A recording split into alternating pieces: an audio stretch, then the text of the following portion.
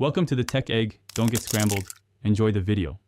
You start by confirming Windows is fully updated because Defender relies on OS components. Next, make sure time, date, and region are correct. Mismatches break signature validation. Once done, open Services. MSC and locate Windows Defender services, set them to automatic, delayed start, and start them now. If a restart is required, restart immediately. Also run an elevated PowerShell quick check for service status. This establishes whether the problem is configuration or a deeper system conflict. Now tackle component repair. Open an elevated command prompt and run sfc/scano, then dism/online/cleanupimage/restore health to repair system files.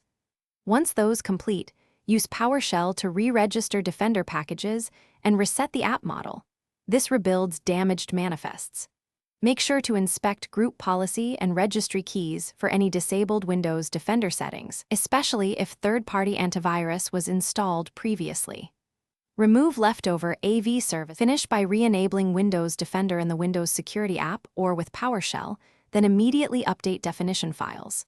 After updating, run a quick full scan to verify functionality. If Defender still will not open, create a new local admin user and test there. Profile corruption often hides the app while services run. One key troubleshooting tip. Check Event Viewer for specific error ID and take the exact error text to targeted fixes. Those logs point to missing DLLs, access denied, or blocked service names, which tell you the next step.